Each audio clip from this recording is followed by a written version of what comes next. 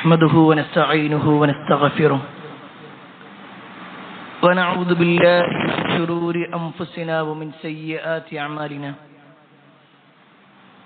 من يهده الله فلا مضل له ومن يضلل فلا هادي له وأشهد أن لا إله إلا الله وحده لا شريك له وأشهد أن محمدا عبده ورسوله أرسله بالهدى ودين الحق ليظهره على الدين كله ولو كره المشركون اللهم صل على محمد وعلى آل محمد كما صليت على إبراهيم وعلى آل إبراهيم إنك حميد مجيد اللهم بارك على محمد وعلى آل محمد كما باركت على إبراهيم وعلى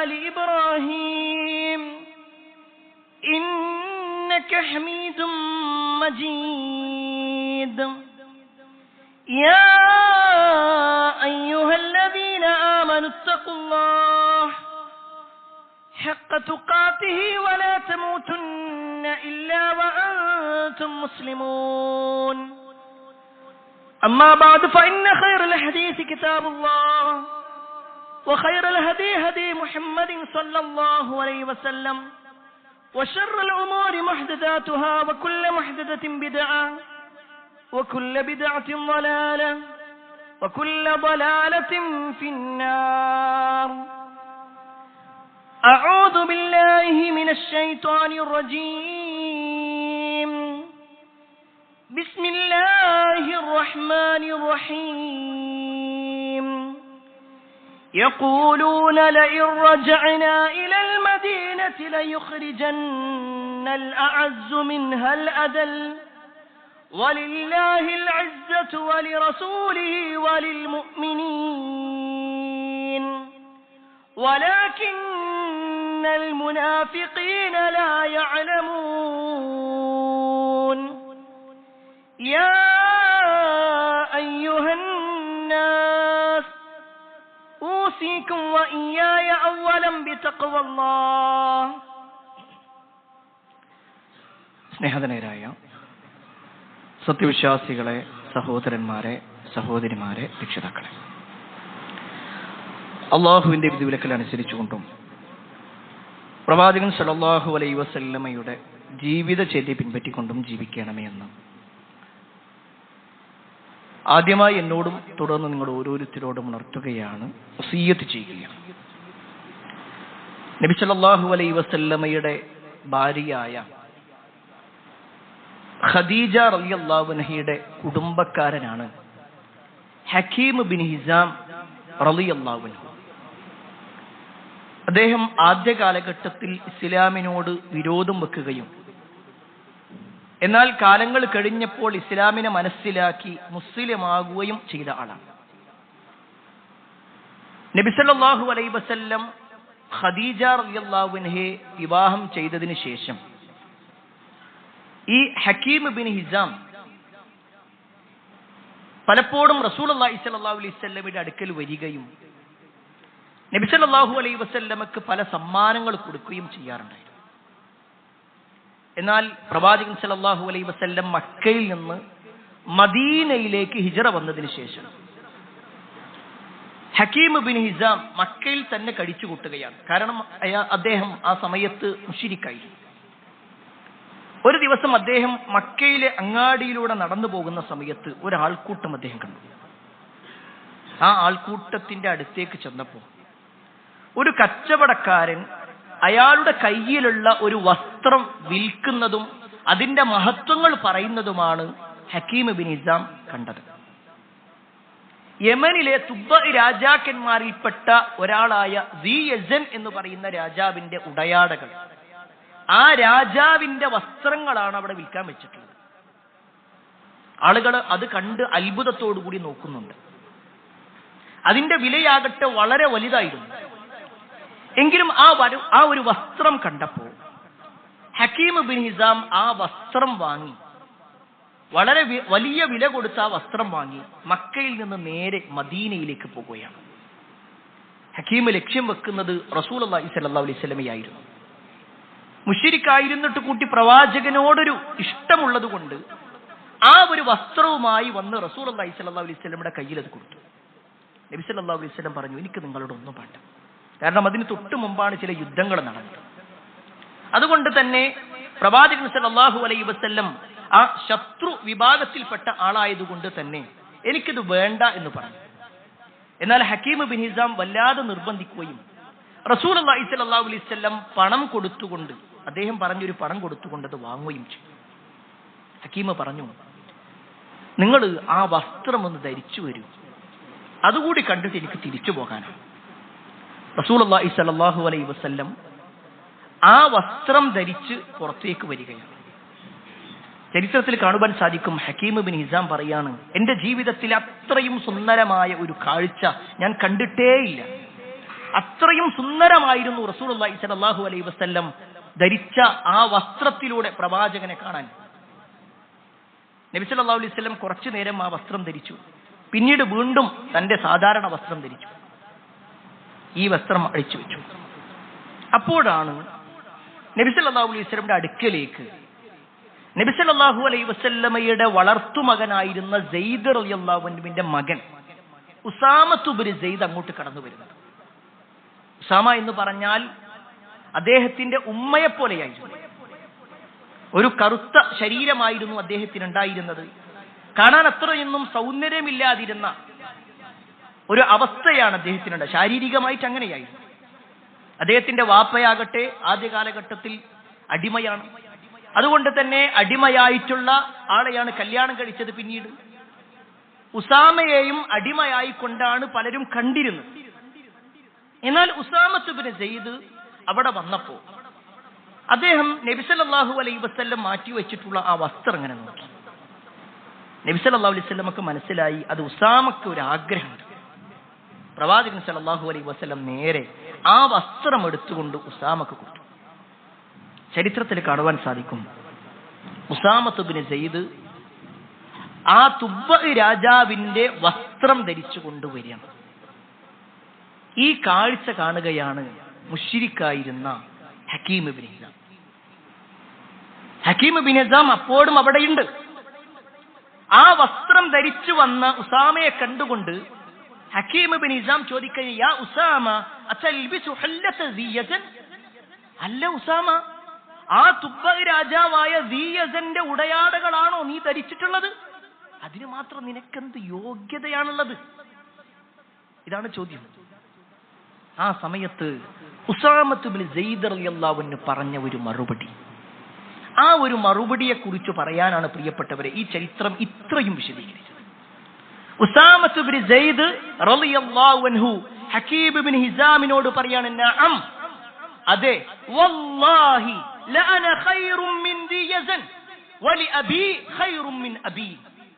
അല്ലാഹുവാണ് സത്യം, നിങ്ങൾ പറഞ്ഞ യമനിലെ തുബ്ബ രാജാക്കന്മാരിൽപ്പെട്ട ദിയസനില്ലേ, ആ ദിയസനേക്കാൾ ഉത്തമനാണ് ഞാൻ. ആ ദിയസന്റെ വാപ്പയില്ലേ, ആ വാപ്പയേക്കാൾ ഉത്തമനാണ് എന്റെ വാപ്പയായ സെയ്ദ്. ഈ ഒരു വാചകം ഉസാമത്ത് ഇബ്നു സെയ്ദ് പറഞ്ഞപ്പോ ഹക്കീം ഇബ്നു ഹിസാം ആകെ അത്ഭുതപ്പെട്ടു പോയി. ഹക്കീം ഇബ്നു ഹിസാം അവിടുന്ന് തിരിഞ്ഞു പോകുന്നുണ്ട്. പിന്നീട് വർഷങ്ങൾക്ക് ശേഷം അദ്ദേഹം ഇസ്ലാം സ്വീകരിക്കുന്നുണ്ട് റളിയല്ലാഹു അൻഹു. പ്രിയപ്പെട്ടവരെ, ഈ ഒരു ചരിത്രം ഓർമ്മപ്പെടുത്താനുള്ള കാരണം, ഒന്നുമല്ലാതിരുന്ന അടിമയായി ജീവിച്ച ഉസാമത്ത് ഇബ്നു സെയ്ദിന്റെ വാചകമാണ്, ഒരു രാജാവിനേക്കാൾ ഉത്തമനാണ് ഞാൻ. ആ രാജാവ് പാരമ്പര്യമായി നേടിയിട്ട് എന്തെല്ലാം ഉണ്ടോ അതിനേക്കാൾ ഉത്തമ സ്ഥാനം എനിക്കുണ്ട്. ഇത് എന്തുകൊണ്ടാ പറഞ്ഞത്? ഉസാമത്ത് ഇബ്നു സെയ്ദിന്റെ സൗന്ദര്യം വെച്ചുകൊണ്ടല്ല പറയുന്നത്. ഉസാമത്ത് ഇബ്നു സെയ്ദ് റളിയല്ലാഹു അൻഹു തന്റെ സമ്പത്തിന്റെ ആധിക്യം കാണിച്ചുകൊണ്ടല്ല പറയുന്നത് ഞാനാണ് ദിയസൻ രാജാവിനേക്കാൾ ഉത്തമനെന്ന്. തറവാടിന്റെ മഹത്വം നോക്കിക്കൊണ്ടല്ല, മറിച്ച് അന മുസ്ലിം, അന മുസ്ലിം, ഞാൻ മുസ്ലിമാണ്. മുസ്ലിം എന്ന് പറഞ്ഞാൽ കേവലം ഒരു വാചകത്തിൽ മാത്രം ഒതുക്കുന്ന വാക്കല്ല, മറിച്ച് അത് ഇസ്സത്തുള്ള മുസ്ലിമാകുക എന്നുള്ള ഒരു പ്രയോഗം കൂടിയാണ് ഉസാമത്ത് ഇബ്നു സയ്യിദ് റളിയല്ലാഹു അൻഹു നമ്മെ പഠിപ്പിക്കുന്നത്.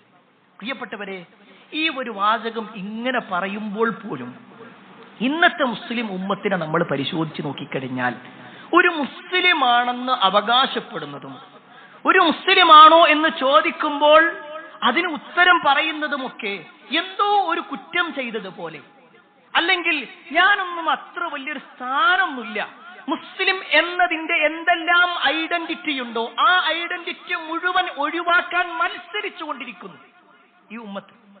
മുസ്ലിമിന്റെ ലക്ഷണങ്ങളായി, അവന്റെ ആസാറുകളായി, അവന്റെ ചിഹ്നങ്ങളായി എന്തെല്ലാം ഉണ്ടോ ആ ചിഹ്നങ്ങളെല്ലാം ഒഴിവാക്കുക. മുസ്ലിമിന്റെ ഐഡന്റിറ്റിയാണ് അവന്റെ താടി. കാരണം റസൂലുള്ളാഹി സ്വല്ലല്ലാഹു അലൈഹി വസല്ലമ പറഞ്ഞു, മുസ്ലിമിനെ സംബന്ധിച്ചിടത്തോളം അവന്റെ താടി വളർത്തണം. റസൂലുള്ളാഹി സ്വല്ലല്ലാഹു അലൈഹി വസല്ലം പറഞ്ഞ വാചകമാണ്.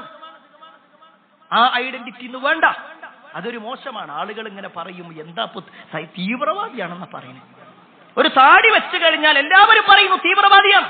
എന്നാൽ ആ താടിയുടെ അറ്റത്ത് ഒരു റബ്ബർ ബാൻഡ് ഇട്ട് കഴിഞ്ഞാലോ അവിടെ പ്രശ്നമില്ല. അപ്പൊ സ്വാഭാവികമായിട്ടും അവരെന്താ, കുറച്ചൊരു മോഡേണ്, ഒരു സോഷ്യലാണ് അവൻ, കുറച്ചുകൂടി അവൻ വേറെ ഏതോ നാട്ടിലൊക്കെ ഉള്ള ഒരാളാണ്, കുറച്ചുകൂടി ആധുനികമായി ചിന്തിക്കുന്ന ഒരാളാണ്. സുബ്ഹാനല്ലാഹ്, ഒന്ന് ആലോചിച്ച് നോക്കി. ഇസ്ലാമിന്റെ എല്ലാ ഇസ്സത്തും എല്ലാ ചിഹ്നങ്ങളും മാറ്റിക്കൊണ്ടേയിരിക്കുന്നു. ഒരു മുസ്ലിം മറ്റൊരു മുസ്ലിമിനെ കാണുമ്പോൾ സലാം പറയണം. പക്ഷേ സലാം പറയുമ്പോൾ മറ്റുള്ളവരെന്ത് വിചാരിക്കും, അതുകൊണ്ട് തൽക്കാലം ഒരു ഹായ് ഒതുക്കാം. ചിന്തിക്കുന്നവരില്ലേ? മുസ്ലിം എന്ന പേര് അതൊരു പഴഞ്ചനാണ്. തൽക്കാലം ആ പേര് മറ്റൊരു മോഡേൺ ആയിട്ടുള്ള പേരുണ്ട്.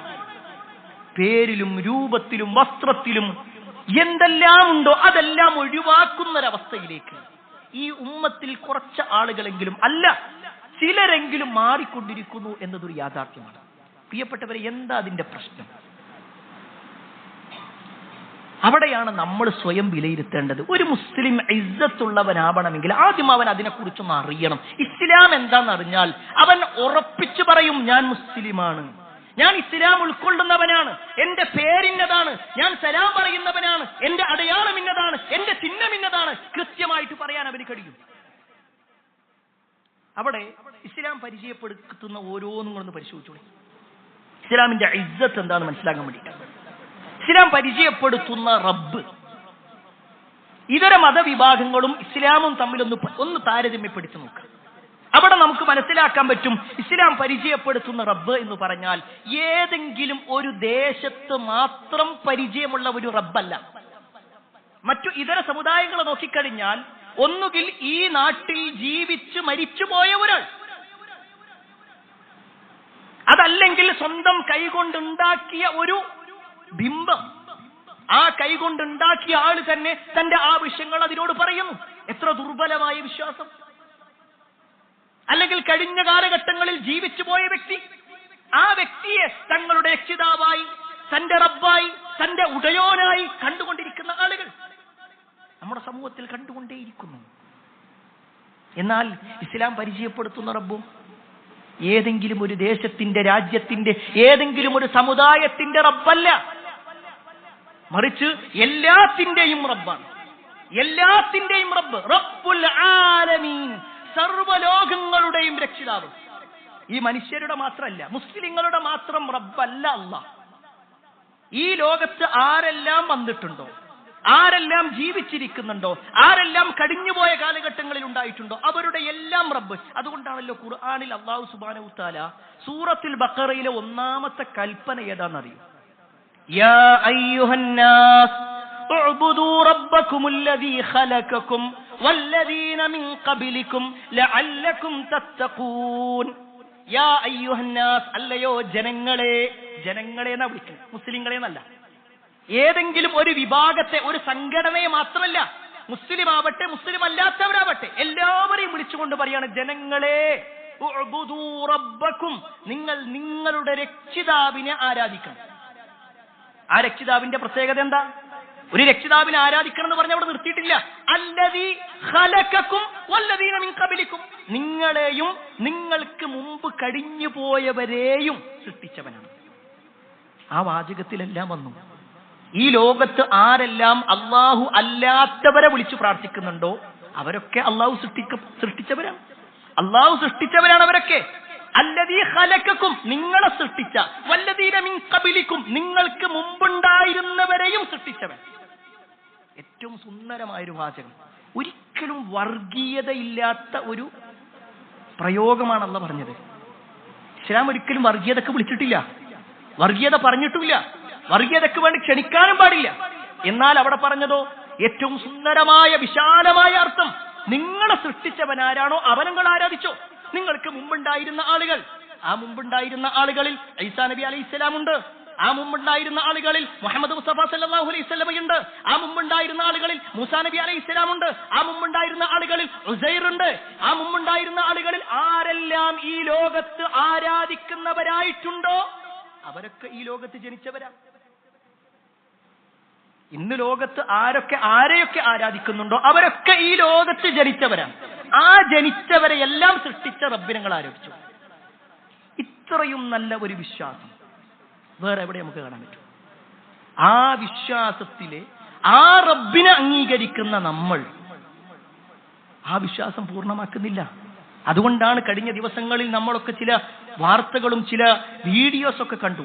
ഈ മുസ്ലിം ഉമ്മത്തെന്ന് പറയുന്ന ആളുകളിൽ ചില മുസ്ലിം ഉമ്മത്തിന് വിശ്വാസമൊന്നുമില്ല, ചില ആളുകളെങ്കിലും കേരളക്കരയിലെ കോഴിക്കോട് ജില്ലയിലുള്ള മടവൂരെന്ന് പറയുന്ന ഒരു പ്രദേശത്തുള്ള ഒരു മനുഷ്യൻ, കുറച്ചു കാലങ്ങൾക്ക് മുമ്പ് മരണപ്പെട്ടു പോയൊരു മനുഷ്യൻ, ആ മനുഷ്യന്റെ വിഷയത്തിൽ ആദ്യം അദ്ദേഹം വലിയാണെന്നാണ് പറഞ്ഞതെങ്കിൽ, അദ്ദേഹം അള്ളാഹുവിന്റെ സ്വന്തക്കാരനാണ് പറഞ്ഞതെങ്കിൽ, പിന്നീട് ഒരു 2-3 കൊല്ലങ്ങളായിട്ട് ഈ ലോകം നിയന്ത്രിക്കുന്നത് അദ്ദേഹമാണ്.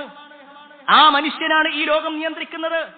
ആണിനെ പെണ്ണാക്കാനും പെണ്ണിനെ ആണാക്കാനും കുട്ടികളില്ലാത്തവർക്ക് കുട്ടികളെ കൊടുക്കാനും എല്ലാത്തിനും മരിച്ചവരെ ജീവിപ്പിക്കാൻ വരെ അയാൾക്ക് കഴിയും എന്ന വിശ്വാസമായിരുന്നുവെങ്കിൽ പറഞ്ഞു പറഞ്ഞു പറഞ്ഞ് പാടി പാടി പാടി ഇപ്പൊ ഏറ്റവും അവസാനത്തിൽ പറയുന്നത് ഞങ്ങളെ പടച്ചോൻ ആ കോഴിക്കോട് ജില്ലയിലുള്ള വ്യക്തിയാണ്. സുബ്ഹാനല്ലാഹ് സുബ്ഹാനല്ലാഹ്. അങ്ങനത്തെ ഒരു അവസ്ഥയിലേക്ക് എത്തി ഈ മുസ്ലിം ഉമ്മത്തിലെ വളരെ തുച്ഛമായ ചില ആളുകൾ. അത്രേ ഉള്ളൂ. മുസ്ലിം ഉമ്മത്തിൽ ആ വിശ്വാസമൊന്നുമില്ല. അത് ഏതൊരാളോടും പറഞ്ഞാലും അവരാരും അത് വിശ്വസിക്കുന്നില്ല. പക്ഷേ ചില ആളുകളെങ്കിലും അങ്ങോട്ട് കൊണ്ടുപോകുന്നുണ്ട്. എന്തുകൊണ്ട് എന്ന് ചോദിച്ചാൽ അള്ളാഹുവിനെ കുറിച്ച് അറിയാത്തത് കൊണ്ട്.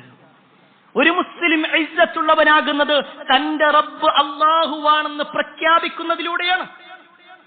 ആ ഇസ്സത്ത് നമുക്കുണ്ടാവണം.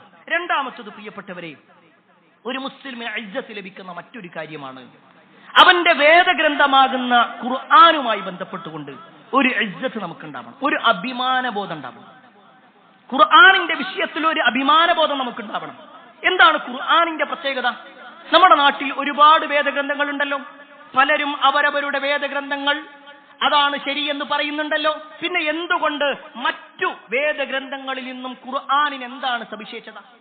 ഒരു മുസ്ലിം എന്ന നിലയ്ക്ക് നമ്മൾ മനസ്സിലാക്കിയാൽ ഒന്നാമത്തെ കാര്യം എന്താണെന്നറിയോ?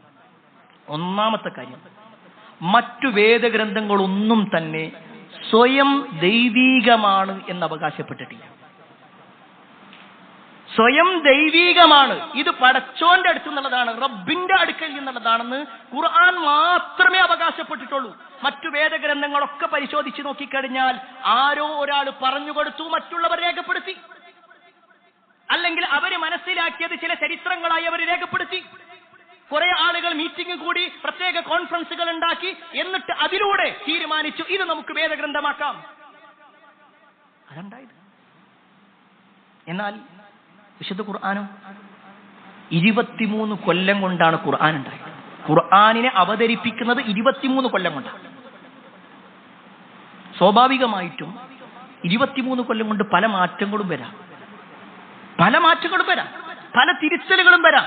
ഒരാൾ പറഞ്ഞത് പിന്നെ 23 കൊല്ലം കഴിഞ്ഞാൽ മാറിപ്പറയാം, അബദ്ധങ്ങൾ സംഭവിക്കാം, മറന്നുപോയത് നേരെ പറഞ്ഞതിന് നേരെ വിപരീതമായ ചില വാക്കുകൾ പറയാം. എന്നാ നിങ്ങൾ ഖുർആൻ പരിശോധിച്ച് നോക്കി. ഖുർആനിന്റെ അത്ഭുതം എന്താ? 23 കൊല്ലം 23 വർഷം കൊണ്ടുണ്ടാക്കിയ 6000-ലധികം ആയത്തുകളുള്ള 114 അധ്യായങ്ങളുള്ള ഖുർആനിനെ ഒരിക്കലും ഒരു അബദ്ധവും നമുക്ക് കാണാൻ കഴിയില്ല. പല ആളുകളും പരിശ്രമങ്ങൾ വീഡിയോസ് ഉണ്ടാക്കിക്കൊണ്ട് പരിശ്രമിക്കുന്നുണ്ട് ഈ ഖുർആനിനെ നിന്ദിക്കാനും ഖുർആൻ അബദ്ധമാണെന്ന് പറയാനും. പക്ഷെ അവർക്കാർക്കും തന്നെ പ്രാമാണികമായിക്കൊണ്ട് വ്യക്തമായി ഖുർആനിനെ തിരുത്താനോ അല്ലെങ്കിൽ ഖുർആനിനെ മാറ്റം വരുത്താനോ ഖുർആൻ അബദ്ധമാണെന്ന് പറയാനോ ഖുർആൻ ദൈവികമല്ലെന്ന് പറയാനോ അവർക്ക് കഴിയൂല. അല്ലാഹു സുബ്ഹാനഹു വ തആല ഖുർആനിൽ നടത്തുന്ന ഒരു വെല്ലുവിളിയുണ്ട്. നിങ്ങൾ സത്യസന്ധരാണെങ്കിൽ നിങ്ങൾ ഖുർആനിനെ പോലുള്ളൊന്ന് കൊണ്ടുവരും. ഇനി അല്ല ഖുർആനിനെ പോലെ കൊണ്ടുവരാൻ കഴിയൂലെങ്കിൽ ഒരു 10 സൂറത്ത് നിങ്ങൾ കൊണ്ടുവരാൻ പറ്റുമോ? ഒരു സൂറത്ത് കൊണ്ടുവരാൻ പറ്റും, 10 ആയത്തെങ്കിലും അതെങ്കിലും നിങ്ങൾക്ക് കൊണ്ടുവരാൻ പറ്റും. എന്നിട്ട് അല്ലാഹു സുബ്ഹാനഹു വ തആല ചോദിക്കുന്നുണ്ട്, അഫലാ യതദബ്ബറൂനൽ ഖുർആൻ, അഫലാ യതദബ്ബറൂനൽ ഖുർആൻ, നിങ്ങൾ ഖുർആനിനെ കുറിച്ച് ചിന്തിക്കുന്നില്ലേ? വലൗ കാന മിൻ ഇൻദി ഗൈരില്ലാഹ് ലവജദൂ ഫീഹി ഇഖ്തിലാഫൻ കസീറാ, അത് അല്ലാഹുവിൽ നിന്നല്ലായിരുന്നുവെങ്കിൽ അതിൽ ഒട്ടേറെ വൈരുദ്ധ്യങ്ങൾ നിങ്ങൾക്ക് കാണാമായിരുന്നു. ഈ ഖുർആൻ ആർക്ക് അവതരിക്കുന്നത്? എഴുത്തും വായനയും അറിയാതിരുന്ന മുഹമ്മദ് മുസ്തഫ സല്ലല്ലാഹു അലൈഹി വസല്ലം. നബി സല്ലല്ലാഹു അലൈഹി വസല്ലം ആദ്യമേ എല്ലാം പഠിച്ച ഒരാളാണെങ്കിൽ പറയാം, ആ പഠിപ്പിനനുസരിച്ചുകൊണ്ട് ചോദിച്ച് മനസ്സിലാക്കിയിട്ട് എഴുതി കൊണ്ടുവരാം. പക്ഷെ ഉമ്മിയായിരുന്നു പ്രവാചകൻ സല്ലല്ലാഹു അലൈഹി വസല്ലം, നിരക്ഷരനായിരുന്നു. അങ്ങനെയുള്ള പ്രവാചകൻ സല്ലല്ലാഹു അലൈഹി വസല്ലമയാണ് അത്ഭുതം പറയുന്നത്. അതിൽ ഏറ്റവും ലളിതമായിട്ടുള്ള ഒരു കാര്യം പറയാം. വിശുദ്ധ ഖുർആനിലെ സൂറത്ത് ഖിയാമ, ആ ഖിയാമയിലുള്ള ഒരു ആയത്താണ് ബലാ ഖാദിരീന അലാ അൻ നുസവ്വിയ ബനാന, നിങ്ങളുടെ വിരൽത്തലപ്പുകളെ പോലും നാം നിങ്ങൾക്ക് വ്യത്യസ്തമാക്കിയിരിക്കുന്നു. നമ്മുടെ വിരൽത്തലപ്പുണ്ടല്ലോ, എന്റെ ഈ വിരലടയാളമല്ല എന്റെ വീട്ടിലുള്ള ഒരാളുടെ, ഈ ഇരിക്കുന്ന ഓരോരുത്തർക്കും വ്യത്യസ്തമാണ്. ഇത് അല്ലാഹു സുബ്ഹാനഹു വ തആല 1400 കൊല്ലങ്ങൾക്ക് മുമ്പാ പറയുന്നത്. എന്റെ ഓർമ്മ ശരിയാണെങ്കിൽ 1700-കൾക്ക് ശേഷമാണ് ഈ ഒരു വിഷയത്തെക്കുറിച്ച് ചർച്ചയാകുന്നതും പിന്നീട് ഏതെങ്കിലും ഒരു കേസ് നടക്കുമ്പോൾ ഫോറൻസിക് വിഭാഗം എന്ന് പറയുന്ന ഒരു വിഭാഗം വരുന്നതും വിരലടയാള വിദഗ്ധന്മാർ വന്നുകൊണ്ട് പരിശോധിക്കുന്നതും എല്ലാവരുടെയും വിരലടയാളം വ്യത്യസ്തമായതുകൊണ്ട് തന്നെ പല ക്രൈം നടക്കുന്ന സമയത്ത് കുറ്റവാളികളെ തിരിച്ചറിയുന്നതുമൊക്കെ ഈ കഴിഞ്ഞ 100 വർഷങ്ങൾക്കുള്ളിലാണ്. 1400 വർഷങ്ങൾക്ക് മുമ്പ് ഖുർആൻ പറഞ്ഞു, നിങ്ങളുടെ വിരൽ തലപ്പുകൾ നാം നിങ്ങൾക്ക് വ്യത്യസ്തമാക്കി. ഖുർആനിൽ ഇതിലേറെ അത്ഭുതേത. ഇങ്ങനെ എത്രയെത്ര ശാസ്ത്രീയപരമായ കാര്യങ്ങൾ, മാനവികമായ കാര്യങ്ങൾ, ചരിത്രപരമായ കാര്യങ്ങൾ, നിയമപരമായ കാര്യങ്ങൾ എല്ലാം ഖുർആൻ. പക്ഷെ എന്തുകൊണ്ട് പ്രിയപ്പെട്ടവരെ ആ ഖുർആനിനെ ഇതെന്റെ റബ്ബിന്റെ വേദഗ്രന്ഥമാണ്, ഇത് എനിക്ക് അല്ലാഹു നൽകിയിട്ടുള്ള വഴികാട്ടിയാണ് എന്ന് നമുക്ക് പറയാൻ കഴിയുന്നില്ല? എന്താ അതിന്റെ കാരണം എന്നറിയോ? ആ ഖുർആനിനെ ഇപ്പൊ ഞാൻ ഈ പറഞ്ഞ ഈ ആയത്ത് പോലും ആദ്യമായിട്ട് കേൾക്കുന്നവരുണ്ടാവും. ഞാൻ നിങ്ങളെ കുറ്റപ്പെടുത്താനല്ല കേട്ടോ പറയുന്നത്, കുറ്റപ്പെടുത്താൻ വേണ്ടി പറയല്ല. എത്രയോ കാലമായി ഇത് ചർച്ച ചെയ്യപ്പെടുന്നുണ്ട്. പക്ഷേ ഖുർആനിനെ കുറിച്ച് നമ്മൾ പഠിച്ചിട്ടില്ല, ഖുർആനിന്റെ ആശയങ്ങൾ നമ്മൾ മനസ്സിലാക്കിയിട്ടില്ല. അത് തന്നെയാണ് പ്രിയപ്പെട്ടവരെ നമുക്ക് മുസ്ലിമാണെന്ന് പറയുമ്പോൾ ഇസ്സത്ത് കുറവായിട്ട് തോന്നുന്നത്. എന്നാൽ ഇത് കൃത്യമായി അറിയുന്ന ഒരാളെ സംബന്ധിച്ചിടത്തോളം ഓരോ ആയത്തുകൾ വായിക്കുമ്പോഴും ഞാനുണ്ടല്ലോ ആ ഖുർആനിന്റെ ആളാണ്, ആ ഖുർആൻ പറയുന്ന കാര്യങ്ങൾ അംഗീകരിക്കുന്ന ആളാണ് എന്ന് പറയുന്നൊരവസ്ഥയിലേക്ക് എത്തും. അതുപോലെ തന്നെ ഒരു മുസ്ലിമിനെ സംബന്ധിച്ചിടത്തോളം അവന്റെ പ്രവാചകനിൽ അഭിമാനബോധമുള്ളവരാണ്. അള്ളാഹുവിലുണ്ട്, ഖുർആനിലുണ്ട്, പ്രവാചകനിലുണ്ട്. റസൂലുള്ളാഹി സ്വല്ലല്ലാഹു അലൈഹി വസല്ലമയുടെ വിഷയത്തിൽ ഒരു അഭിമാനം ഉണ്ടാവും. ഒരൊറ്റ ചരിത്രം ആ വിഷയത്തിൽ പറയാം. റസൂലുള്ളാഹി സ്വല്ലല്ലാഹു അലൈഹി വസല്ലമയുടെ ജീവിതത്തിലെ ഒരു യുദ്ധമായിരുന്നു ഗുസ്വത്ത് ബനിൽ മുസ്തലഖ് യുദ്ധം. ഈ ബനിൽ മുസ്തലഖ് യുദ്ധം കഴിഞ്ഞിട്ട് നബി സല്ലല്ലാഹു അലൈഹി വസല്ലമയും സഹാബത്തും വരിക. ആ വരുന്ന സമയത്ത് മുഹാജിറുകളും അൻസാറുകളും, സഹാബിമാരിലെ 2 വിഭാഗമാണ് മുഹാജിർ അൻസാർ.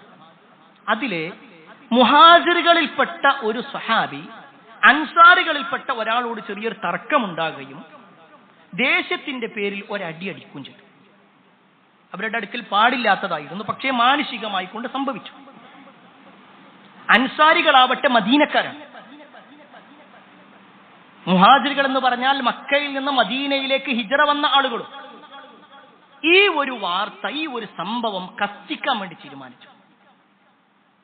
ഇസ്ലാമിന്റെ പേരിൽ പ്രവർത്തിക്കുന്ന നബി സല്ലല്ലാഹു അലൈഹി വസല്ലമയുടെ കൂടെ ഉണ്ടായിരുന്ന മുനാഫിക്കുകളായ ആളുകൾ, കപടന്മാരായ ആളുകൾ, അവരിതിങ്ങനെ പറയാൻ തുടങ്ങി.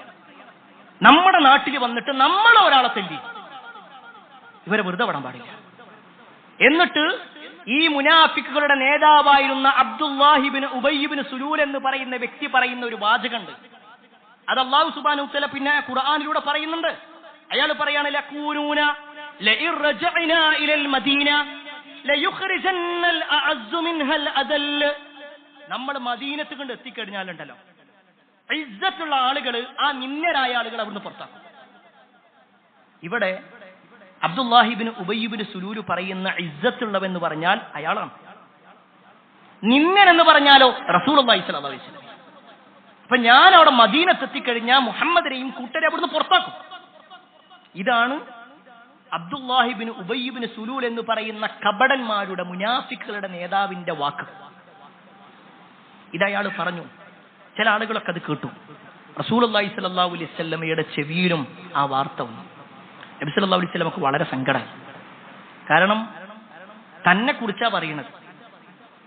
നബി സല്ലല്ലാഹു അലൈഹി വസല്ലമയെ പുറത്താക്കുമല്ലോ എന്നുള്ളത് വേറെ വിഷയം. പക്ഷെ എന്നാലും ഒരാളങ്ങനെ പറയാ എന്നുള്ളത്, തന്റെ കൂട്ടത്തിൽ ആണ് എന്ന് അവകാശപ്പെടുകയും ഞാൻ ആ പ്രവാചകനെ പുറത്താക്കുമെന്ന് പറയുകയും ചെയ്യുമ്പോൾ ഉണ്ടാകുന്നൊരു വിഷമമുണ്ടല്ലോ. റസൂലുള്ളാഹി സ്വല്ലല്ലാഹു അലൈഹി വസല്ലമക്ക് ആ വിഷമമുണ്ടായി. ചരിത്രത്തിൽ കാണുവാൻ സാധിക്കും. നബി സല്ലല്ലാഹു അലൈഹി വസല്ലം സങ്കടപ്പെട്ടുകൊണ്ട് ഇങ്ങനെ വരിക. ഇത് ഈ അബ്ദുല്ലാഹിബിന് ഉബയ്യിബിന് സുലൂലിന്റെ മകനായ അബ്ദുല്ലാഹിബിന് അബ്ദുല്ല എന്ന അദ്ദേഹത്തിന്റെ മുഴുവൻ പേര്. ആ മകനായ അബ്ദുള്ള നബി സല്ലല്ലാഹു അലൈഹി വസല്ലമയെ നോക്കിയപ്പോൾ മനസ്സിലായി നബിക്ക് നല്ല സങ്കടം വന്നിട്ടുണ്ട്. മദീന എത്താനെത്തിയ സമയം അവരിങ്ങനെ യാത്ര കഴിഞ്ഞ് വരികയാണ്. മദീന അടുത്തുനിന്ന് കണ്ടതും ഈ മകനായ അബ്ദുള്ള നേരെ മദീനയുടെ കവാടത്തിന്റെ ഭാഗത്ത് അവിടെ പോയി നിന്നു. തന്റെ കയ്യിലുള്ള വാള് ഊരി. എന്നിട്ടിങ്ങനെ കാത്തു നിൽക്കണം, ആരെയോ കാത്തു നിൽക്കണം. ചരിത്രത്തിൽ കാണുവാൻ സാധിക്കും. ഓരോരുത്തരും പോകുന്നത് ഇങ്ങനെ അബ്ദുള്ള ഇങ്ങനെ നോക്കിക്കൊണ്ടേയിരുന്നു. തന്റെ വാപ്പ അടുത്തെത്തിയപ്പോ വാപ്പാന്റെ നേരെ ആ വാള് ചൂണ്ടിക്കൊണ്ട് പറയാണ്, വല്ലാഹി അല്ലാഹുവാണ് സത്യം, ലാ തുദ്ഖുലുൽ മലായികതി അബദൻ, ഒരിക്കലും നിങ്ങളെ ഈ മദീനയിലേക്ക് ഞാൻ പ്രവേശിക്കൂല. നിങ്ങൾ പറയണം നിങ്ങളാണ് നിന്യൻ, അല്ലാഹുവിന്റെ റസൂൽ ഇസ്സത്തുള്ളവനാണെന്ന് പറയാതെ നിങ്ങളെ ഞാൻ ഈ മദീനയിലേക്ക് കയറ്റൂല. നിങ്ങളുടെ തല ഞാൻ നോക്കും. സ്വന്തം ബാപ്പാനോടാ പറയണത്. എന്തുകൊണ്ടെന്നറിയോ? സ്വന്തം ബാപ്പയെക്കാളും ഒരു മുസ്ലിം ഇസ്സത്ത് കാണുന്നത്, സ്വന്തം ബാപ്പയേക്കാൾ ഒരു മുസ്ലിം ഇഷ്ടപ്പെടുന്നത്, ഉമ്മയേക്കാൾ ഇഷ്ടപ്പെടുന്നത് മുഹമ്മദ് മുസ്തഫ സല്ലല്ലാഹു അലൈഹി വസല്ലമയെ ആയതുകൊണ്ടാണ്. അവിടുന്ന് ആ വാപ്പ പറഞ്ഞു, പറയേണ്ടി വന്നു, ഞാൻ തന്നെയാണ് നിന്യൻ. നബി സല്ലല്ലാഹു അലൈഹി വസല്ലം ഇസ്സത്തുള്ളവനാണ്. പ്രിയപ്പെട്ടവരെ, ഈ ഒരു വാചകം വൈകാരികമായിട്ട് പറയാനോ കേൾക്കാനോ അല്ല, മറിച്ച് നമ്മളിങ്ങനെ മൊബൈലിൽ ഫേസ്ബുക്കിൽ ഇങ്ങനെ സ്ക്രോൾ ചെയ്ത് പോകുന്ന സമയത്ത് ചില വീഡിയോസ് കാണുന്നുണ്ട്. നബി സല്ലല്ലാഹു അലൈഹി വസല്ലമയെ ആഭാസകനായി ചിത്രീകരിക്കുന്ന, നബി സല്ലല്ലാഹു അലൈഹി വസല്ലമയെ കള്ളനായി ചിത്രീകരിക്കുന്ന, പ്രവാചകൻ സല്ലല്ലാഹു അലൈഹി വസല്ലം തീവ്രവാദത്തിന്റെ ഏജന്റാണെന്ന് പറയുന്ന എത്രയെത്ര വാക്കുകൾ. അത് കേൾക്കുമ്പോൾ നമ്മൾ ഇങ്ങനെ സ്ക്രോൾ ചെയ്ത് പോകും, ഓര് പറയട്ടെ എന്നാ. പ്രിയപ്പെട്ടവരെ, ആ പറയുന്ന ആളുകളുടെ കൈവെട്ടാനോ കാലുവെട്ടാനോ അല്ല പറയുന്നത്. പക്ഷേ മിനിമം നിങ്ങൾ പറയുന്നത് തെറ്റാണ് സുഹൃത്തെ എന്ന് അയാളോടൊന്ന് വ്യക്തിപരമായിട്ടൊന്ന് പറയാനെങ്കിലും നമ്മൾ റെഡിയാവണ്ടേ? എത്രയെത്ര ആളുകൾ അതിനുവേണ്ടി മൈക്ക് കെട്ടുന്നുണ്ട്, എത്രയെത്ര ആളുകൾ അതിനുവേണ്ടി മാത്രം യൂട്യൂബ് ചാനലുകൾ തുറക്കുന്നുണ്ട്. പക്ഷേ നമ്മളതിന് റീച്ച് കൊടുക്കുക എന്നുള്ളതല്ല.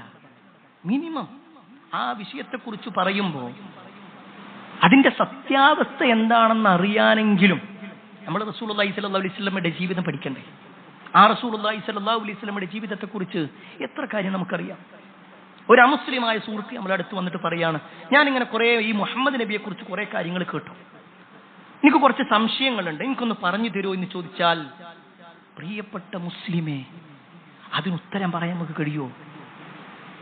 എല്ലാ സംശയങ്ങളും പറയാ എന്നുള്ളതല്ല, പക്ഷെ മിനിമം ചില ചോദ്യങ്ങളെങ്കിലും ചോദിക്കുമ്പോ, നിസാരമെന്ന് കരുതുന്ന ചോദ്യങ്ങളിലെങ്കിലും നമ്മുടെ നേതാവായ അസ്റഫുൽ ഖൽഖ് മുഹമ്മദ് മുസ്തഫ സല്ലല്ലാഹു അലൈഹി വസല്ലമയെ കുറിച്ച് പറയാൻ നമുക്ക് സാധിക്കുന്നുണ്ടോ?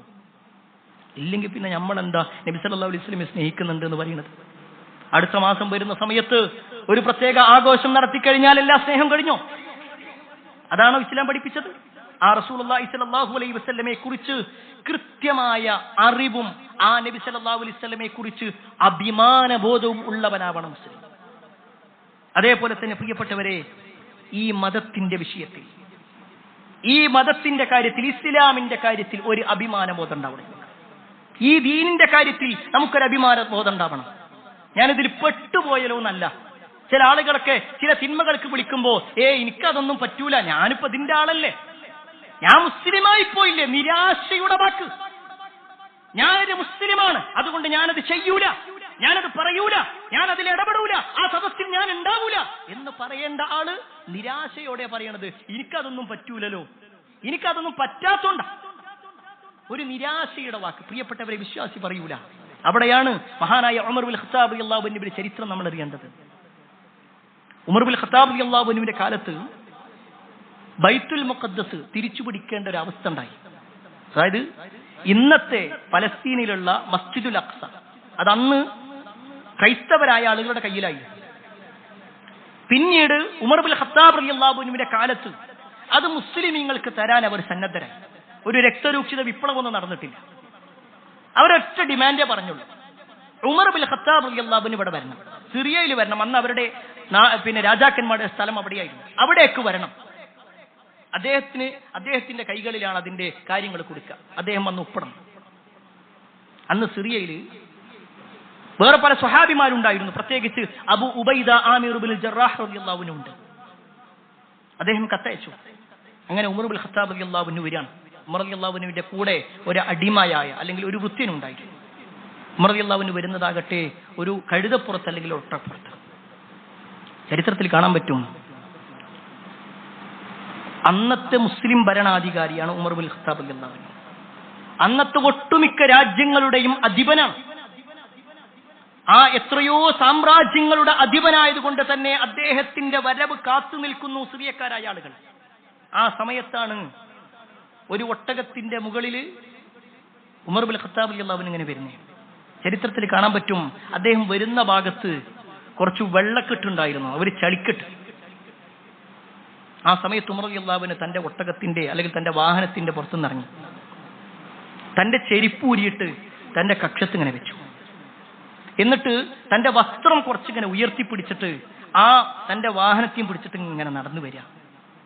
ആ രംഗൊന്ന് ആലോചിച്ച് നോക്കിക്കണേ. ഒരു നാട് മുഴുവൻ, വലിയ ഒരു രാജാവിനെ, ഒരുപാട് ആളുകൾ കൂടി വരുന്ന വലിയ വലിയ സൗകര്യങ്ങളുമായിട്ടൊരു രാജാവ് കടന്നു വരും എന്ന സ്ഥലത്താണ് ഉമർ ബിൻ ഖത്താബ് റളിയല്ലാഹു അൻഹു ഒറ്റക്ക് തന്റെ ഒട്ടകപ്പുറത്ത് അല്ലെങ്കിൽ തന്റെ വാഹനപ്പുറത്ത് വരുന്നത്. വളരെ നിസ്സാരനായ ഒരു മനുഷ്യനെ പോലെ. ഉമറിന്റെ ഈ വരവ് അന്ന് സിറിയയിലുണ്ടായിരുന്ന അബൂ ഉബൈദ റളിയല്ലാഹു അൻഹു കണ്ടു. അബൂ ഉബൈദ റളിയല്ലാഹു അൻഹു ഓടി വരികയാണ്. അബൂ ഉബൈദ റളിയല്ലാഹു അൻഹു ഓടി വന്നിട്ട് ഉമർ റളിയല്ലാഹു അൻഹുവിന്റെ അടുത്ത് വന്ന് നിൽക്കുക.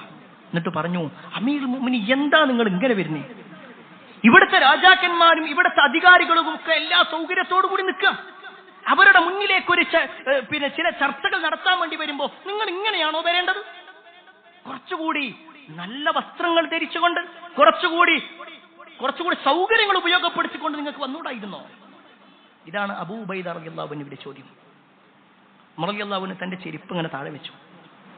എന്നിട്ട് പറയാണ്, അബൂ ഉബൈദ, നിങ്ങളല്ലാത്ത വല്ലവരും ഇത് പറഞ്ഞിരുന്നെങ്കിൽ, അത്ര മാത്രമേ പറഞ്ഞുള്ളൂ, നിങ്ങളല്ലാത്ത മറ്റു വല്ലവരുമാണ് ഇത് പറഞ്ഞിരുന്നതെങ്കിൽ ഉമറിന്റെ കൈ അവരുടെ ശരീരത്തിൽ പതിക്കുമായിരുന്നു. നിങ്ങളായതുകൊണ്ട് ഞാനൊന്നും പറയുന്നില്ല.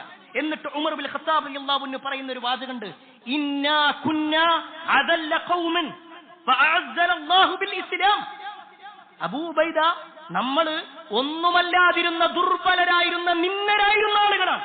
ഫഅഅസ്സന അല്ലാഹു ബിൽ ഇസ്ലാം. ഇസ്ലാം കൊണ്ടാണ് അല്ലാഹു നമുക്ക് ഇസ്സത്ത് നൽകിയിട്ടുള്ളത്. നമ്മുടെ കൈകരുത്ത് കൊണ്ടല്ല, നമ്മുടെ അധികാരം കൊണ്ടല്ല, നമ്മുടെ വീരശൂര പരാക്രമങ്ങൾ കൊണ്ടല്ല. ഫഅഅസ്സന അല്ലാഹു ബിൽ ഇസ്ലാം. ഇസ്ലാം കൊണ്ട് അല്ലാഹു ഇസ്സത്ത് നൽകി. എന്നിട്ട് അദ്ദേഹം പറയുന്ന ഒരു വാചകമുണ്ട്, ഫമഹ്മാ നസ്ലുബുൽ ഇസ്സത ബിഗൈരി മാ അഅസ്സന അല്ലാഹു ബിഹി അദല്ലന അല്ലാഹ്. ഈ ഇസ്ലാം അല്ലാത്ത മറ്റൊന്നിനെ നമ്മൾ പ്രതീക്ഷിച്ചുകൊണ്ട് അതിലേക്ക് നമ്മൾ ഇങ്ങനെ പോകുകയാണെങ്കിൽ അദല്ലന അല്ലാഹ്, അല്ലാഹു നമ്മളെ ഏറ്റവും നിന്ദരാക്കി മാറ്റുകയും ചെയ്യും.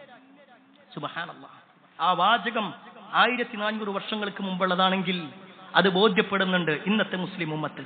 ഇസ്ലാം അല്ലാത്ത ഒന്നിനെ തങ്ങളുടെ ജീവിതത്തിലേക്ക് ഇങ്ങനെ കൊണ്ടുവരാൻ മത്സരിക്കുമ്പോ, ഇസ്ലാമിനെ പരമാവധി മാറ്റി നിർത്താൻ വേണ്ടി പരിശ്രമിക്കുമ്പോ അള്ളാഹു ഏറ്റവും നിന്നരാക്കി ഈ ഉമ്മത്തിനെ മാറ്റിക്കൊണ്ടിരിക്കുന്നുണ്ട്. അള്ളാഹു കാത്തിരക്ഷിക്കുമാറാവട്ടെ. അവിടെയാണ് നമ്മൾ മനസ്സിലാക്കേണ്ടത്. അള്ളാഹു സുബ്ഹാനഹു വ തആല ഇസ്സത്ത് നൽകിയതും ഈ അധികാരങ്ങളും ആ അന്നുണ്ടായിരുന്ന ഒട്ടുമിക്ക രാജ്യത്തിന്റെയും അധികാരങ്ങളൊക്കെ കൊടുത്തത് അവർ ഇസ്ലാം അനുസരിച്ച് നിന്നുകൊണ്ടാണ്. ചരിത്രത്തിൽ കാണുവാൻ സാധിക്കും, സൈപ്രസ് യുദ്ധം നബി സല്ലല്ലാഹു അലൈഹി വസല്ലമയുടെ വഫാത്തിനൊക്കെ ശേഷം കുറെ കാലങ്ങൾക്ക് ശേഷം ഉണ്ടായതാണ്. അതിൽ ആ യുദ്ധത്തിൽ മുസ്ലിമീങ്ങൾ വിജയിച്ചു. അബൂ ദർദാ റളിയല്ലാഹു അൻഹു ആ യുദ്ധം കഴിഞ്ഞിട്ട് യുദ്ധക്കളത്തിലൂടെ ഇങ്ങനെ നടക്കണം. അദ്ദേഹം ഇങ്ങനെ നോക്കുമ്പോ അന്ന് യുദ്ധം ചെയ്തിട്ടുള്ള ആളുകൾ, ആ സൈപ്രസുകാരായ ആളുകൾ, അവരിങ്ങനെ ഒരു ഭാഗത്തിരുന്നു കൊണ്ട് കരയാണ്. അവരുടെ എല്ലാ അധികാരവും പോയിട്ടുണ്ട്, അവരൊന്നുമല്ലാത്തൊരവസ്ഥയിലേക്ക് എത്തിയിട്ടുണ്ട്. ഇതിങ്ങനെ കണ്ടപ്പോ അബൂ ദർദാ റളിയല്ലാഹു അൻഹു ഇരുന്ന് കരയാൻ തുടങ്ങി. അബൂ ദർദാ റളിയല്ലാഹു അൻഹു കരയാം, അദ്ദേഹം വിജയിച്ച ആളാണ്. അദ്ദേഹത്തിന്റെ കരച്ചില് ജുബൈർ ഇബ്നു നുഫൈർ റളിയല്ലാഹു അൻഹു കണ്ടു. ജുബൈർ വന്നിട്ട് അബൂ ദർദാനോട് പറഞ്ഞു, അബൂ ദർദ നിങ്ങൾ എന്തിനാ കരയുന്നത്? നമ്മളാ വിജയിച്ചിട്ടുള്ളത്, അവര് പരാജയപ്പെട്ടത് കൊണ്ട് അവർ കരയുന്നത്, വിജയിച്ച നമ്മൾ എന്തിനു കരയണം? നമ്മൾ വിജയികളല്ലേ. ആ സമയത്ത് അബൂ ഉബൈദ റളിയല്ലാഹു അൻഹു പറയുന്ന, അബൂ ദർദാ റളിയല്ലാഹു അൻഹു പറയുന്ന ഒരു വാചകമുണ്ട്, വൈഹക യാ ജുബൈർ, ജുബൈറേ നിങ്ങൾക്ക് നാശം. മാ അഹ്വനു ഖൽഖു അലല്ലാഹി അസ്സ വജല്ല ഇദാ അദാഉ അംറഹു ബൈനമാ ഹിയ ഉമ്മത്തുൻ ഖാഹിറത്തുൻ ലാഹിറത്തുൻ ലഹുമുൽ മുൽക്ക് തറകൂ അംറല്ലാഹ് ഫസാറു ഇലാ മാ തറ. ജുബൈറേ നിങ്ങൾക്ക് നാശം. ഈ ഒരു ഖൗമ് എന്ന് പറഞ്ഞാൽ എല്ലാവിധ സൗകര്യങ്ങളും ഉള്ളവരായിരുന്നു, പക്ഷേ എല്ലാം ഉണ്ടായിട്ടും അവർ അള്ളാന്റെ നിയമങ്ങൾ ഒഴിവാക്കിയപ്പോ നമ്മുടെ മുന്നിൽ അവരിരുന്ന് കരയുന്നൊരവസ്ഥയിലേക്ക് എത്തി. ഞാൻ ഭയപ്പെടുന്നത് അതേ ഒരവസ്ഥ നമുക്ക് വരുമെന്നുള്ളതാണ്. അള്ളാന്റെ നിയമങ്ങൾ നമ്മൾ ഒഴിവാക്കുമ്പോ, ദീന് നമ്മൾ ഒഴിവാക്കുമ്പോ, ഇസ്ലാമിന്റെ ഇസ്സത്ത് നമ്മൾ ഒഴിവാക്കുമ്പോ, ആ ഇസ്സത്തിൽ ഒരു താല്പര്യമില്ലാതാകുമ്പോ നമ്മളും അങ്ങനെ നിന്നരാകുമോ എന്ന പേടിയാണുള്ളത്. ആ വാചകം പ്രിയപ്പെട്ടവരെ നമ്മുടെ മനസ്സിലേക്ക് നമ്മൾ കൊണ്ടുവരണം. ഒരു മുസ്ലിം എന്ന നിലക്ക് നമ്മുടെ എല്ലാ വിഷയങ്ങളിലും, അത് നമ്മുടെ വേദമാവട്ടെ, വിശുദ്ധ ഖുർആൻ പരിചയപ്പെടുത്തുന്ന ഓരോ കാര്യങ്ങളാവട്ടെ, റസൂലുള്ളാഹി സ്വല്ലല്ലാഹു അലൈഹി വസല്ലമയുടെ ജീവിതമാകട്ടെ, നമ്മൾ അഭിമാനത്തോടുകൂടി കാണുന്ന നമ്മുടെ ദീനാവട്ടെ, എല്ലാം മറ്റെന്തിനേക്കാളും ഉത്തമമാണെന്ന ബോധ്യത്തോടു കൂടി ജീവിക്കുക. അള്ളാഹു അത്തരത്തിലുള്ള ആളുകളിൽ നമ്മെ ഏവരെയും ഉൾപ്പെടുത്തുമാറാവട്ടെ.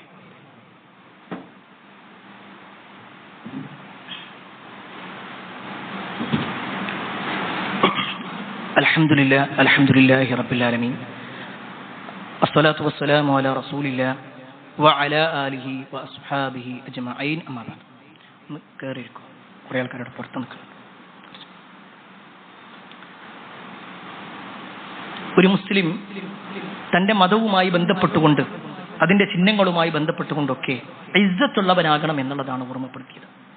എന്നാൽ പ്രിയപ്പെട്ടവരെ, നമ്മുടെ ഇസ്സത്ത് നശിക്കാനുള്ള കാരണം എന്താണ്? അല്ലെങ്കിൽ ഇസ്സത്ത് നശിപ്പിക്കുന്ന കാര്യങ്ങൾ എന്തൊക്കെയാണ്? അതിൽ ഒന്നാമത്തെ എന്താ വെച്ച് കഴിഞ്ഞാൽ, നമ്മൾ വ്യക്തമായി ദീനിനെ മനസ്സിലാക്കാതിരിക്കാൻ പറ്റില്ല. ഇസ്ലാമിനെ അറിയാത്തത് കൊണ്ട് തന്നെ ഒരാളത് പറയുമ്പോഴേക്ക്, ഇസ്ലാമിനെ കുറിച്ചൊരു തെറ്റിദ്ധാരണ ഒരാൾ പറഞ്ഞാൽ, ഖുർആനിന്റെ ഏതെങ്കിലും ഒരു ആയത്ത് വെച്ചുകൊണ്ട് അതിനെ തെറ്റിദ്ധരിപ്പിച്ചു കഴിഞ്ഞാൽ, ഇതൊക്കെ ഖുർആനിൽ ഉണ്ടാകും എന്ന് പറഞ്ഞുകൊണ്ട് പിന്നെ ദീനിൽ നിന്നും അകന്നു പോകുന്ന അവസ്ഥയാണ് ചില ആളുകളെ കാണാൻ കഴിയുക. അവിടെ നമ്മൾ മനസ്സിലാക്കേണ്ടത്, നമ്മൾ യഥാർത്ഥ ദീനിനെ പഠിക്കാൻ, അറിയാൻ റെഡിയാണ്. ഒരാൾ നമ്മളോട് ദീനിയായിട്ടൊരു ചോദ്യം ചോദിച്ചു, അല്ലെങ്കിൽ നമ്മൾ ഫേസ്ബുക്കിലോ വാട്സപ്പിലോ ഇൻസ്റ്റാഗ്രാമിലോ നോക്കുന്ന സമയത്ത് ഒരു വീഡിയോ കണ്ടു, നമുക്കതിന്റെ ഉത്തരം അറിയില്ല, നമുക്കൊരു സംശയം ഉണ്ടായി എങ്കിൽ ആ സംശയം അവിടെ മനസ്സിൽ വെച്ചിരിക്കല്ല വേണ്ടേ, അത് അറിയുന്ന ആളുകളോട് ചോദിക്കാം. അതിന്റെ ഉത്തരം എന്താണ്, അതിന്റെ യാഥാർത്ഥ്യം എന്താണ്, ഇവർ പറയുന്നത് ശരിയാണോ അല്ലേ, ഇത് അന്വേഷിക്കാൻ നമ്മൾ റെഡിയാവണം. അതല്ലെങ്കിൽ ഇസ്ലാമിന്റെ ഇസ്സത്തിന്റെ വിഷയത്തിൽ ഓരോ വീഡിയോസ് കാണുന്ന സമയത്തും നമുക്ക് ഓരോ കുത്തുകൾ ഇങ്ങനെ വന്നുകൊണ്ടിരിക്കും. അതിനെക്കുറിച്ച് പഠിക്കാത്തത് കൊണ്ടാണ്, അറിയാത്തത് കൊണ്ടാണ്, മനസ്സിലാക്കാത്തത് കൊണ്ടാണ്. അപ്പോൾ ഒരുപാട് തെറ്റിദ്ധാരണകൾ വരാൻ സാധ്യതയുണ്ട്. അതുപോലെ തന്നെ രണ്ടാമത്തെ ഒരു കാര്യമാണ് പ്രിയപ്പെട്ടവരെ, നമ്മുടെ ഭൗതികമായൊരു വിഷയം. ഇസ്സത്ത് നമുക്ക് നഷ്ടപ്പെടുത്തുന്ന ഒരു കാര്യമാണ് നമ്മൾ സാമ്പത്തികമായിട്ട് കടങ്ങളിൽ പെട്ടുപോകുക എന്നുള്ളത്. ഒരുപാട് പ്രയാസങ്ങൾ നമുക്ക് ഉണ്ടാക്കി തരുന്ന ഒരു കാര്യമാണ്. അള്ളാഹു എല്ലാവിധ പ്രയാസങ്ങളിൽ നിന്നും നമ്മളെ കാത്തിരക്ഷിക്കുമാറാവട്ടെ. ഒരുപാട് ആളുകൾ കടം കൊണ്ട് അങ്ങേയറ്റം ബുദ്ധിമുട്ടുന്നവരുണ്ട്. റസൂലുള്ളാഹി സ്വല്ലല്ലാഹു അലൈഹി വസല്ലമയുടെ ചില വാചകങ്ങൾ തന്നെ കാണാൻ പറ്റും. കടം പകലിൽ നിങ്ങളുടെ ഇസ്സത്തും നിങ്ങളുടെ അഭിമാനവും, രാത്രി നിങ്ങളുടെ ഉറക്കവും നഷ്ടപ്പെടുത്തും. അല്ലാത്ത വാക്കാണത്. ഉറക്കം നഷ്ടപ്പെടുകയാണ്. എന്തേ, നാളെ മറ്റേയാള് കടം പേടിക്കാൻ തിരിച്ച് ചോദിക്കാൻ വേണ്ടി വരൂലേ, ആ ഒരു ബേജാർ. പ്രിയപ്പെട്ടവർ, അവിടെ റസൂലുള്ളാഹി സ്വല്ലല്ലാഹു അലൈഹി വസല്ലമ ഒരു പ്രാർത്ഥന നമ്മൾ പഠിപ്പിച്ചിട്ടുണ്ട്. ഇസ്സത്ത് നശിപ്പിക്കുന്ന ആ വാചകം കൂടി നബി സല്ലല്ലാഹു അലൈഹി വസല്ലം പറഞ്ഞതുകൊണ്ടാണ് ഈ ഒരു പ്രാർത്ഥന ഓർമ്മപ്പെടുത്തുന്നത്. നബി സല്ലല്ലാഹു അലൈഹി വസല്ലമ പറയാണ്, ഉഹുദ് മലയോളം ഒരാൾക്ക് കടമുണ്ട്. ഉഹുദ് മല എന്നുള്ളത് മദീനത്ത് പോയ ആളുകൾക്ക് അറിയാൻ പറ്റും. 20 കിലോമീറ്ററോളം അല്ലെങ്കിൽ അതിലേറെ വിദൂരമാണ് ഉഹുദ് മല. എത്രയും കടം ഒരാൾക്കുണ്ടെങ്കിലും ആ കടങ്ങളൊക്കെ അള്ളാഹു വീട്ടിക്കൊടുക്കും ഒരു പ്രാർത്ഥന അയാൾ നിർവഹിച്ചാൽ.